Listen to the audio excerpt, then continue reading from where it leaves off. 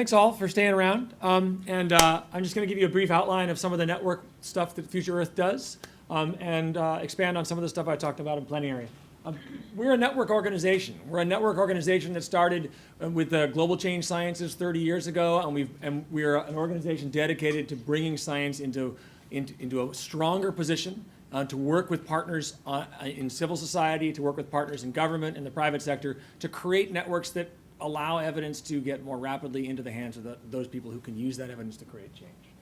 We are the largest single collection of sustainability researchers in the world, roughly. So this is kind of what Future Earth looks like right now. We have over 20 global research projects. Some of the individual projects have 5, 6, 7,000 people in them already. They exist all over the planet. We have 5 global hubs. We have regional centers, 7 regional centers. What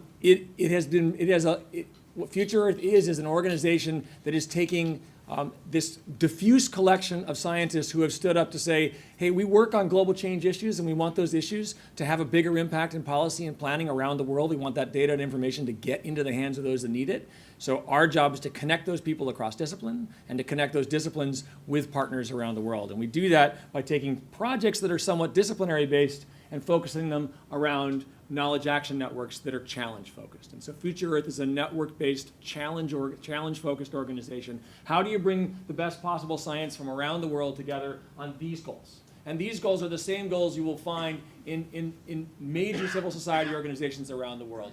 What we bring to the table is the science, and we partner with others to build that science into actionable sort of products and services for communities. So a couple of examples how that works. So this is the Open Network, which is powered by Future Earth. This is essentially created as Facebook for sustainability. We put it up only a few months ago. It's got thousands of people from hundreds of countries already on it. We set it up so people can do work on it, so people can find others like themselves in other countries to create networks that can create change. Anyone can create their own community on it. Every one of our knowledge action networks has a community on it. Discussion boards are really active. We're adding dozens of members every day. And we also have calls for proposals and opportunities for funding that come onto there, whether you're a scientist or you're another kind of community. A whole bunch of opportunities are sitting on that, and we're trying to grow that as a resource, because not all networks can't. If you're global, you can't do everything in person. You have to have the virtual space as well. And there's a whole bunch of other stuff that we're doing as well. So the basis of Future Earth is bringing scientific communities together to work with partners around the world to create change.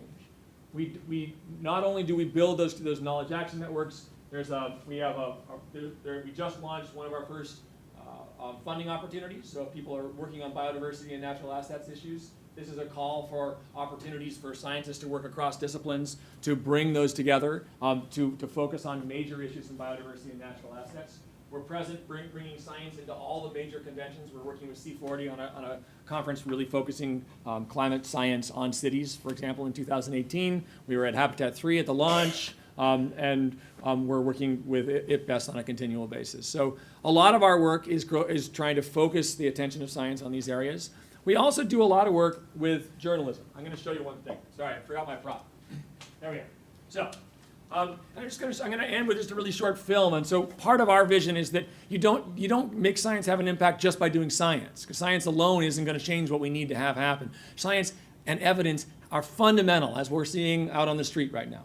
But they're not sufficient for the problems at hand. So the translation of that work into compelling stories and storytelling is central to what Future Earth does as well. So I'm going to share a short video of the first product we've launched to really do that well, which you all got in your bag, the first issue of Anthropocene magazine. So let me just give you that. I think most people can actually understand it once you begin to actually unpack the word Anthropocene. This great acceleration in human impact on the planet has pushed Earth out of this Holocene stability and into a new geological epoch.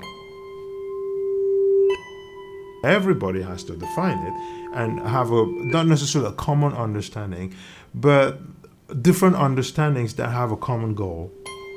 the classic definition you would fold into geology, but this really is about not only science but human responsibility and sustainability for the planet. Sustainability is not going to happen there and not happen here. And it is certainly not going to happen to the world if it doesn't happen in Africa, to India, and to China.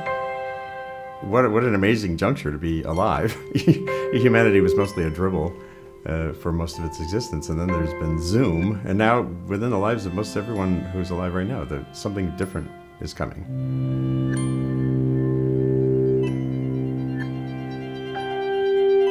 I'm most interested in this transition between a state in which humans were a part of the world to a state in which humans had fundamental capacity to change the world. And I think that's the state we're in now. Which then prompts the question, what do we do about that? How can we actually change the trajectories that we're on?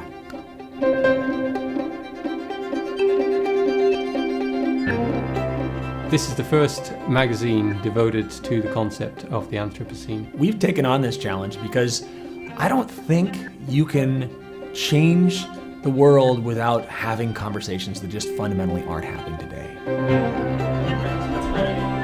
We want to bring together some of the most creative scientists, entrepreneurs, business people, policymakers. Artists and writers and musicians and poets. To explore what do we need to do to create a human age that we want to live in. If the world is going to understand science, it's not because they're going to read a scientific article. It is going to be because we tell compelling stories. I read something terribly good last year in a magazine called The Anthropocene. I like to have those sort of stories, the stories that make people turn the world just through a few degrees so that they see things completely differently, not just while they're reading it, but from then on. We need the story behind the science. We need the story in front of the science. We need the provocative questions. We need the engagement of society to create the change that's required. The actors are there, but we don't have a stage. And I think that this particular magazine provides that. Science, discovery, hugely important. A voice and a story for the future of the planet, essential.